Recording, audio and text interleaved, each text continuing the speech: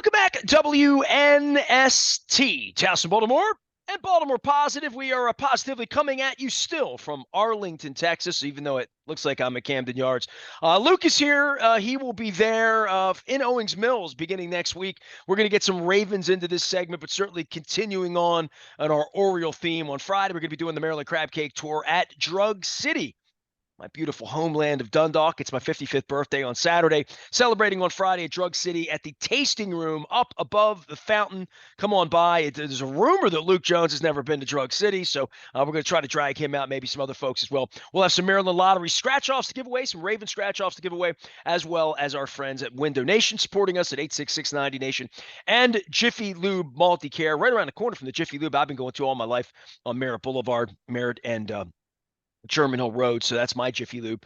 If you have one, please get your car in and support our friends and local sponsors that keep us going and take us down to Arlington, Texas, including Hollywood Casino on Sunday. We'll be up in Perryville for the Ravens game, bright and early. I think Ravens season officially kicked in right around 10:15 on Tuesday night. Luke, for you, with what transpired and the sudden halt. And I think that's the first thing you and I were talking about when we were walking out of the stadium in Arlington, walking past Jerry's World, walking past a perfectly functional baseball ballpark that used to be called the ballpark.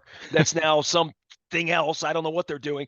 But we're here at Arlington. But the one thing walking through the parking lot, we said, man, this is sort of sudden, isn't it? Right. And it's sudden in football, but much more so when there's this grind every night, there's this build. And dude, in the end, we bought playoff tickets. We went down there. We set our dials. We gave them money for the ALCS next week. This wasn't a lot of fun. This was really, the Kansas City in 14, we had our Delman Young. We had our fun. Yeah. In 16, there was that Zach Britton moment where it could have, should have, would have been or whatever. Almost beat the Yankees in 12. Should have beat the Yankees. I don't know, dude. This was, for all the fun we had, this was very sudden, very shocking, and they didn't show up. They didn't show up for the fight. They really didn't. Yeah, it's tough to argue against that point, Nestor. It was wildly disappointing. You're talking about a team that won 101 games. So many great regular season memories and come from behind wins, and how many times this team, it's why so many of us still weren't ready to write them off even after falling behind 0-2, because we'd seen this team come back from the brink how many different times this year.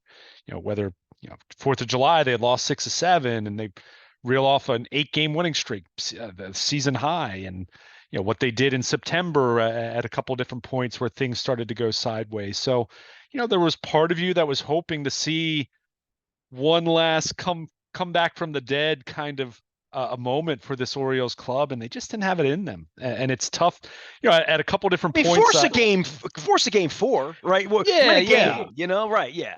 Right. It's just it's really tough in that way. You and I were talking about this last week with the ALCS in 14. That was a sweep. You never want to be swept. You never feel good about that.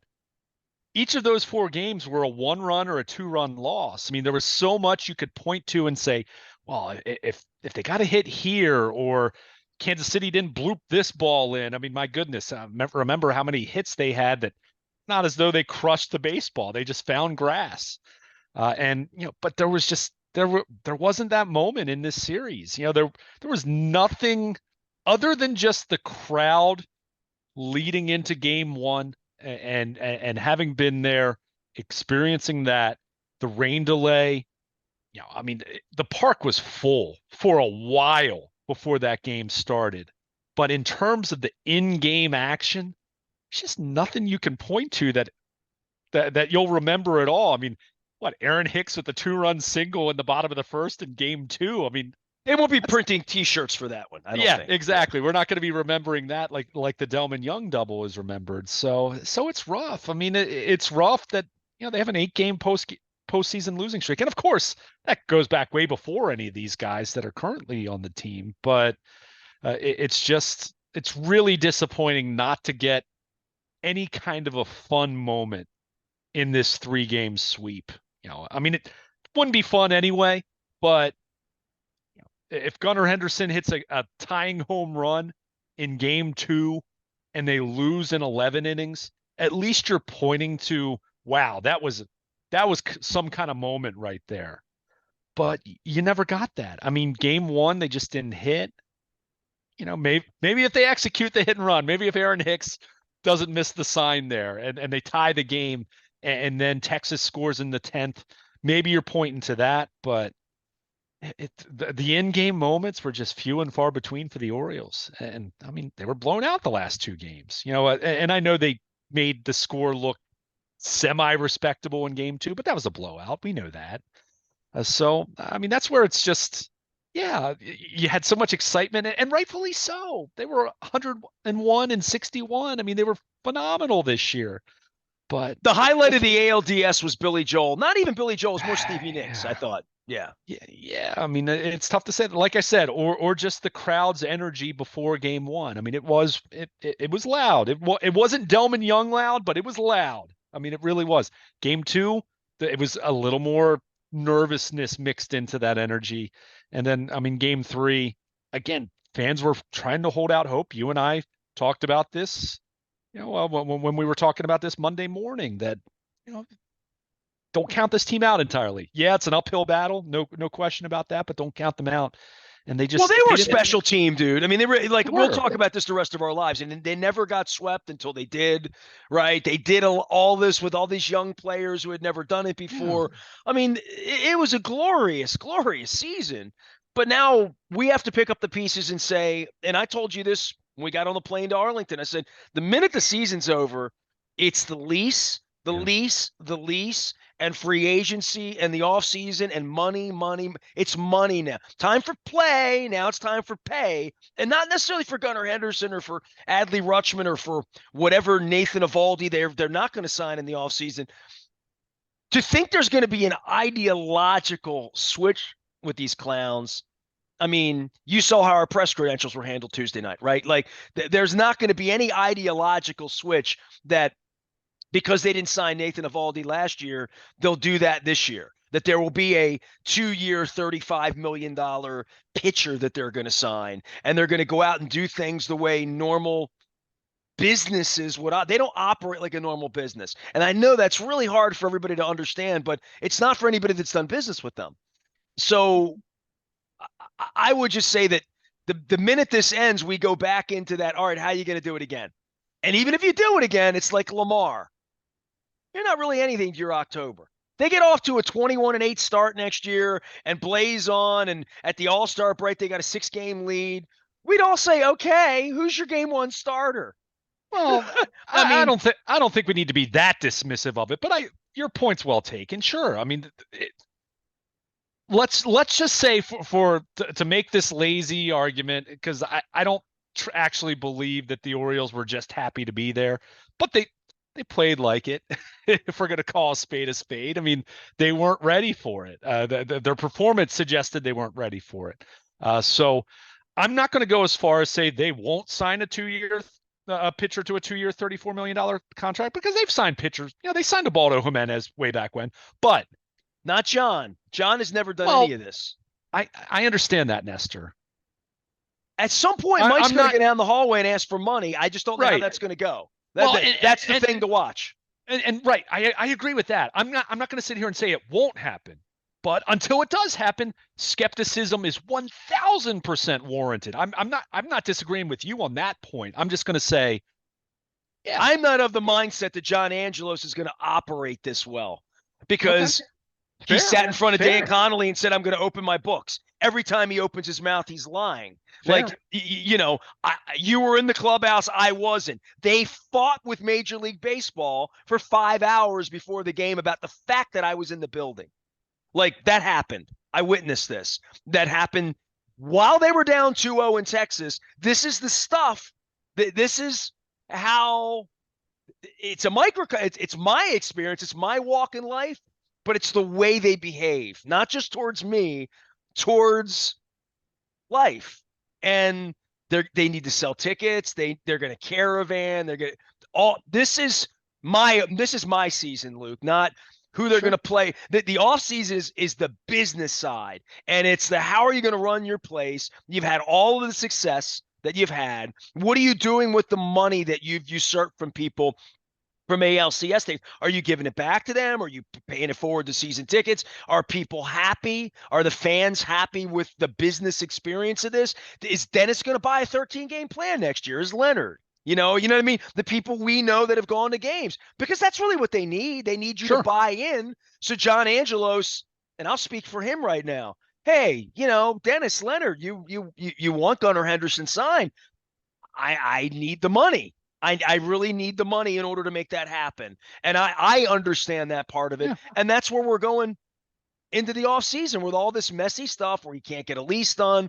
And that's why I'm saying to you, Mr. Baseball nerd fan guy, well, it's just 2 years and $35 million. We've done that before.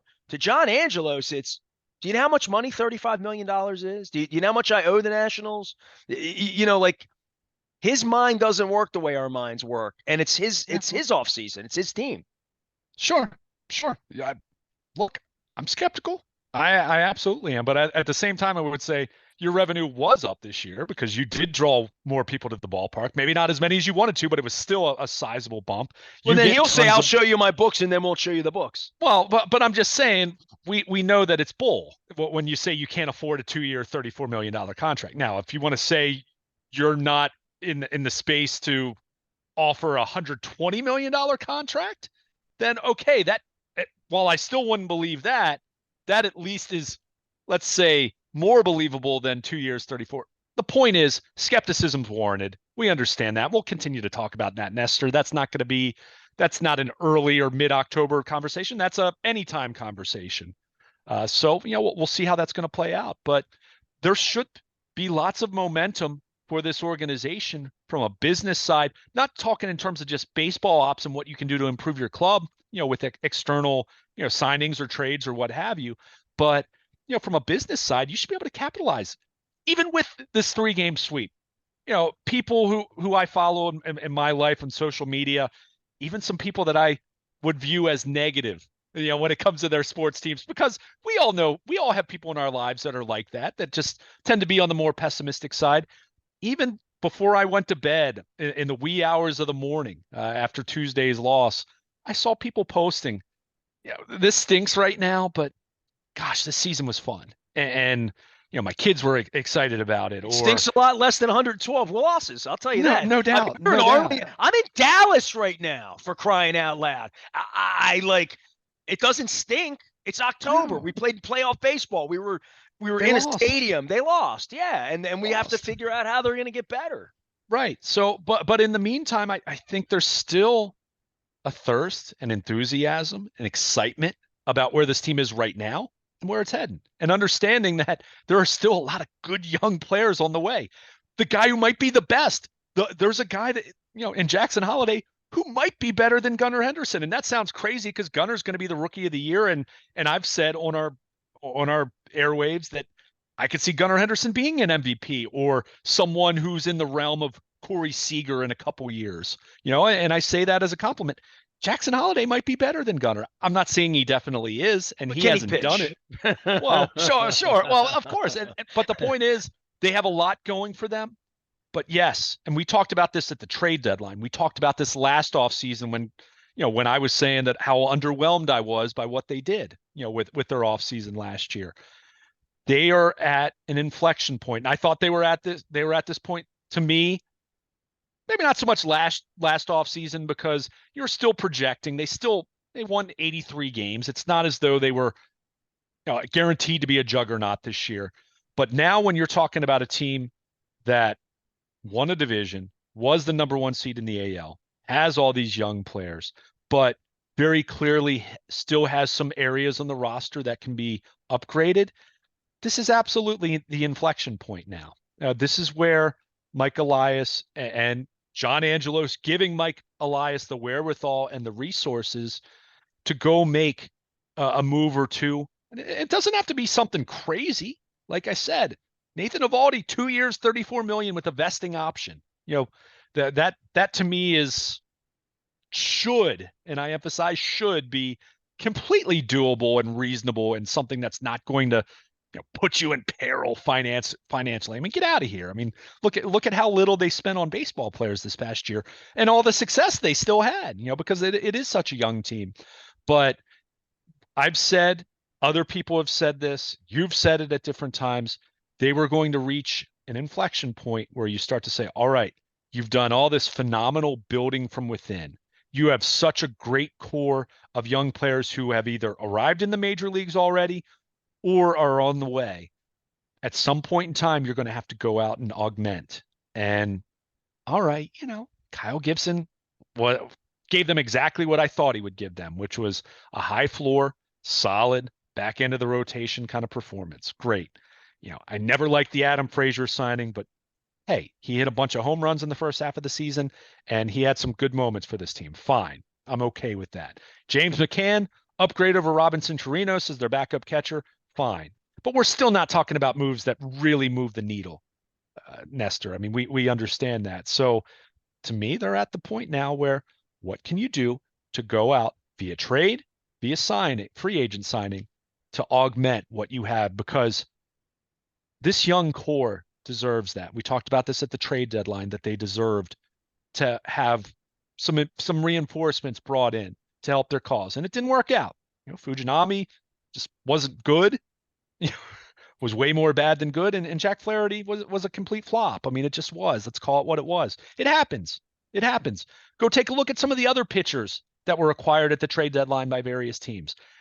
There weren't a ton that worked out. Oh, dude, they were not one pitcher away from winning this series, right? They weren't one Nathan Eovaldi. I mean, of course. I don't want to say that at this point, right? I mean, they were the yips for young guys who went out and didn't perform well in front of big crowds in the moment, in the same way that Nathan Eovaldi didn't perform well the first time out, or Aaron Hicks, or some other guys who had some seasoning. So they're really, as I get older and get a little bit more wisdom about baseball in this way, I've learned things this week. And certainly this 22 is 22, man. You know what I mean? When you get to be 55 like me, you look back at 22 and say, well, I mean, and Henderson's not the guy. I mean, he played well, which, bends in the direction of paying him, right? Or that he's a dude. He's a pile diver in the end. He'll be a part of the next parade we have here. You have to believe that, right?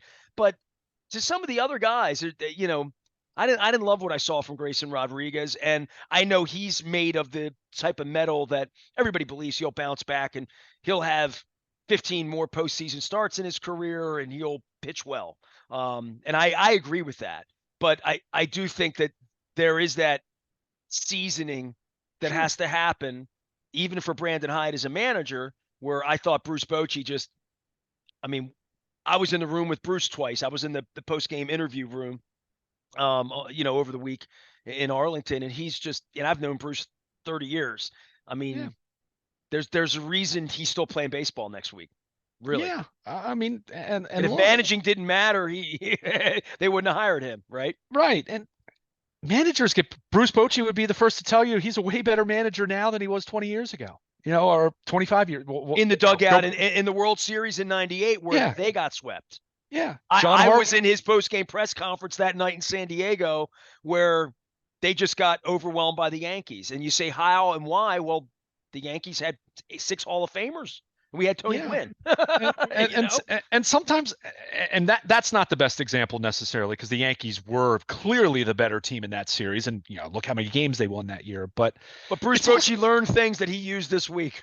Sure, yeah, and you know what? Everything you just said is true in terms of experience and getting better and going through some adversity and losing early on. But you know what? Sometimes you just lose too. It's baseball. I keep using the Clayton Kershaw. I'm not trying to pick on Kershaw, but I keep using that example of someone who is absolutely a first ballot Hall of Famer, one of the best pitchers of the last quarter century. And, his postseason record isn't anything to write home about. It's hard. It's tough to do this. Everyone's vying for the same thing. There's one team that's going to be happy at the end of this, and every other team that's still playing right now is going to have their moment like the Orioles experienced Tuesday night. So Well, that's dude, not to be Dennis Eckersley was the best pitcher on earth, and Kirk Gibson yeah, was washed up, and Roy Hobbs and couldn't walk, yeah. and there was just no way that was going to happen, but it happened. Yeah, there's a perfect example. The Oakland A's were a superior team to the Dodgers that year, almost in every way you can imagine. But for that series, they weren't, and that's And part of it. Eckersley's going to the effing Hall of Fame, and Kirk Gibson's going to the Hall of Pretty Good. That's Yeah, all. yeah, a legend, a legend in different ways, but yeah, not a Hall of Fame player in the same way. So I mean, it's October. I said this before this season or before this series even started. Quite often the best team does not win. The Orioles, they won 11 more games than the Rangers did over the course of the season. Now the Rangers, I'll point out this, they had a better run differential, and sometimes that's why us baseball nerds look at things like that, because sometimes that's how you project what's going to happen in the future. Not that I picked the Orioles to win in 5, so I'm not saying I expected the Rangers to win the series, but it doesn't always go to plan. Buck Showalter used to always say that. He would say this was always about getting to October and then what? Roll the dice, because you really don't know what's going to happen, who gets hot at the right time, who's healthy at the right time, who's more banged up, who isn't playing their best. I mean, the 5-day layoff, the thing I would say about that as far as it impacting the bats, I mean, the Orioles didn't swing the bats very well the last 2.5 weeks of the regular season. It was a very spotty, inconsistent September for them when it came to scoring runs.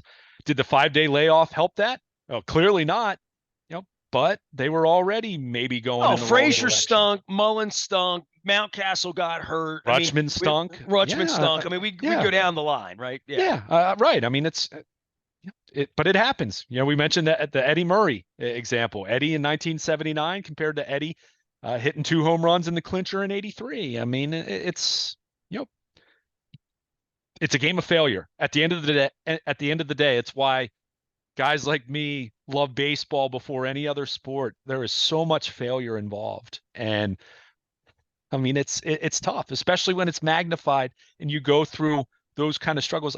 I had a moment, just not to get off track of the point I was making here, but I chatted with Cedric Mullins for an extra minute after he did his media session, and he was asked about the injuries. I mean, this is a guy who had the groin injury on Memorial Day. If you ask me who my MVO, my most valuable Oriole, was in late May, it might have been Cedric Mullins. Go back and look at how well he played over the first 2 months of the season. He never got back on track. I mean, yes, he got back and played and got off the IL. It was a reason that Aaron Hicks got here, right? Literally. Yeah, exactly. And I mean, I asked him after he was done. I said, do you have to get a surgery or anything like that? He said, no. I mean, I don't think so, but it was a grind for him. I mean, he was playing, even though he did appear to run a little bit better as he got further removed from the last IL stint, but there's a lot of maintenance that went into that. He was spending a lot of time in the trainer's room, and well, the next 90 days, he doesn't have to go out and play baseball 5 days a week, right. Yeah. And he just said he had so many start-stop moments where he felt like he was getting back to being the guy he wanted to be. I mean, think about coming out of the All-Star break. Go look at what he did the first 2 games of that Marlins series. He was like 4 for 5, 5 for 6 with like 3 extra base hits. I mean, he was looking like, hey, okay, this looks like Cedric Mullins, from 2 years ago. And then he gets hurt again, so it was a grind for him. And he's not making an excuse. He said, I didn't play well. I didn't play well down the stretch. But at the same time, we know that guys are banged up and guys are dealing with injuries, or even if they're not injuries, they're all hurt this time of year. I mean, go ask Brian Ebel how busy the trainer room is before and after every game this time of year. And that's not an Orioles only thing. That's every team around baseball. But the point is, it's the team that might be the healthiest at that moment in time, the team that gets hot, the team that does something really well, one specific area of the game that's really underrated, that kind of shows up in October, or you have the Rangers who, Eovaldi and Jordan Montgomery, they've got some postseason experience. My goodness, they might get Max Scherzer back for the ALCS. I mean, I don't care, whether how much you like Max Scherzer or not.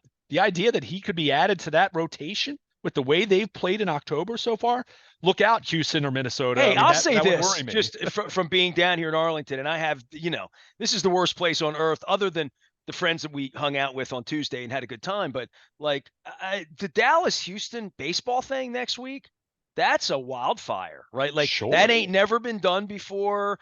It's kind of one of the reasons they sort of set this thing up and moved the Astros over, not really believing the Astros would be the stronger, bigger brother of the relationship. But you talk about Yankees, Red Sox, or Padres Dodgers, or Giants Dodgers, or think Cubs Cardinals, things that fire the sport up. Houston versus Texas in a really nasty 7-game series. Be The fun. cities hate each other. They hate each other. Be a lot of fun. And Major League Baseball probably won't love it as much from as far as the geographic footprint there and ratings for the rest of the country. But as a baseball fan, fully disappointed that we're not going I'll to tell you continue to this, see it'll the fire up the Orioles. Latin community because the Rangers and the Astros have a huge Oh, Latin sure. following. Yeah. But just in general, I mean, that's a matchup I'll be glued in front of the TV to watch. I mean, I hate them both. Yeah, it's great. that'll be fun. I Be a I lot of become a fun. Phillies fan or a National League fan all of a sudden. Sure. There you go. So, I mean, but the Astros, 15, they were in the playoffs as a wild card. They got eliminated, and 2 years later they were world champions, and they've won won multiple times. And trash can scandal aside, I was going to say, I'll remind you they under, cheated. Yeah, I'll just remind you. but also an extraordinarily talented team because they're not banging on trash cans anymore, and they've won titles since then, and they are what they are right now. And that doesn't mean anyone has to like them. I'm not an Astros fan, but the point is, and I'll continue to come back to that. You look at all these teams that are still playing. The Rangers maybe being the exception, but the Rangers, they went and got hired guns, right? They spent a ton of money, even guys that aren't playing for them right now when you look at DeGrom. But, a lot of these teams did not win the first time. They didn't win the second time. Some of them didn't win the third time. Look at the Nationals, how many times they had failures until they finally broke through in 19. So the Orioles are going to be back. They need to figure out how to get better, how to augment this roster. But boy, a lot of that improvement's just going to come with Gunnar Henderson being 23 rather than 22, and Adley Rutschman being a year older, and Grayson Rodriguez and Kyle Bradish being a year older. I mean, that's a lot to be excited about, even with the questions about ownership and payroll and all that. There is so much to be excited about in terms of this baseball team, these players, this coaching staff, this general manager. If he can, get the financial commitment from ownership that's adequate at least. I mean, there's a lot to be excited about when you look at those variables. So disappointing, yes, absolutely disappointing. But Orioles fans have a lot to feel great about, and nothing will take away how fun this season was. It came to me, 1989 on steroids, and maybe that's not the best way to describe it given it's baseball and the history of the sport. But I mean, such a surprising season, such a fun season, disappointing ending, but it's a lot to be excited about moving forward. We are in Arlington, Texas, but headed back to Baltimore, Maryland. We'll be doing the Maryland Crab Cake Tour on Friday at Drug City in Dundalk. We're going to be at the fountain upstairs in the tasting room having crab cakes. They have they have gourmet potato chips, Luke. I know that may be hard for you to, because I haven't upsold Drug City enough to you Shrewsbury folks to come on down. But, I mean, we're talking about scratch soda. They have soda jerks there. The guys aren't jerks. They're soda jerks. So come on by. We'll have a good time on Friday. Celebrate my 55th birthday. It's all brought to you by the Maryland Lottery. Win donation, 866-90-NATION as well. And they buy two, get two free this month at Win Donation. Also, great financing plans as well. Love my windows, and the weather's changing. And Jiffy Lube Multi-Care, right around the corner from you and me and our location at Drug City. I go to the Merritt Boulevard location over at German Hill Road. Jiffy Lube now with us as part of our Maryland Crab Cake Tour. Sunday morning, we are at Hollywood Casino in Perryville, bright and early. Luke and I will get back to the business of John Harbaugh and Lamar Jackson and offense and Todd Monken and injuries and all of that stuff. The Ravens are in London Sunday morning. We have a $30 brunch deal. You don't have to buy it. You can buy it. If you do, you get involved to be able to win some money as well. Coming up to Hollywood Casino. No better place to watch the games. Beautiful TVs, great food. It'll be early in the morning. Come on by, watch the games all day with us. I am Nestor. He is Luke. We are WNST, AM 1570 Towson, Baltimore, and we never stop talking Baltimore positive.